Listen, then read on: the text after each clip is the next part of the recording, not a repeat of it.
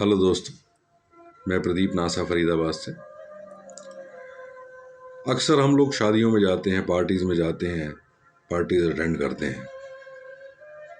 हर जगह buffet system होता है। खाना जो है स्वयं हम अपनी मर्जी से, अपने हिसाब से अपनी प्लेट में डालते हैं और उसे हम ग्रहण करते हैं।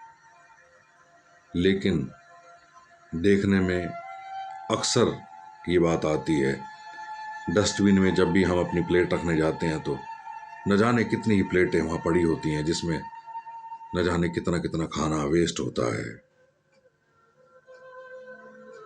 अक्सर ही देखने को मिलता है। ये ग्रंथों में लिखा कि अन्नम ब्रह्म, अन्न को ब्रह्म का दर्जा दे दिया गया, परमात्मा का दर्जा दे दिया गया। मेरी बात पे विश्वास ना हो तो गरुड़ पुराण उठाकर पढ़ लेना। गरुड़ पुराण में क्या लिखा है, जो अन्न का अपमान करते हैं उनके विषय में शायद रूह कांप जाएगी। मेरा ये वीडियो बनाने का मकसद सिर्फ और सिर्फ इतना सा है, अगर किसी एक भी व्यक्ति ने ये वाली बात को अपना लिया, जैसे कि कुछ साल पहले एक प्रचारक माता जी के साथ मैं था, तो उन्होंने एक मेरे को बात बताई, बेटा प्रदीप, हमेशा ध्यान रखना, ना कभी खाने का अपमान करना, पानी का अपमान करना।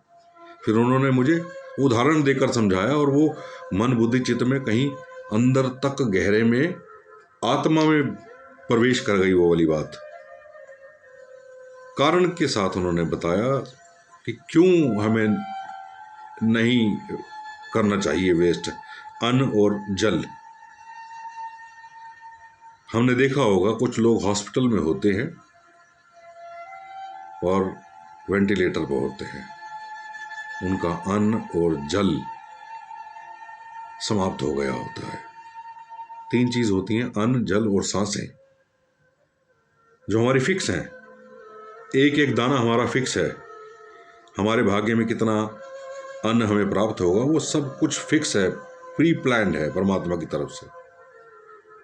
अन्न, जल और सांसें, जिसका अन्न और जल समाप्त हो जाता है, सांसें अभी बची रह जाती हैं, तो वो लोग हॉस्पिटलों में पाए जाते हैं। जिसका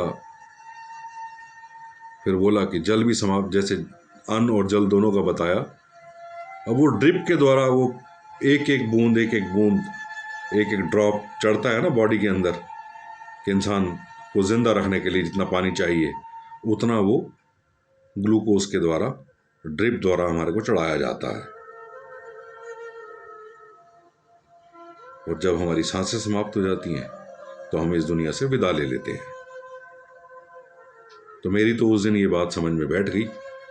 अगर आपके भी समझ में बैठे कि अन्न, जल और सांसें हमारी सीमित हैं, और नजर उठाकर देख लेना, उनमें से हम भी उन्हीं में से शामिल हैं यार। हम खुद भी पता नहीं क्यों भूल जाते हैं उस समय। हम भी ढेर सारा खाना ले लेते हैं, ढेर सारा फ्रूट्स ले लेते हैं।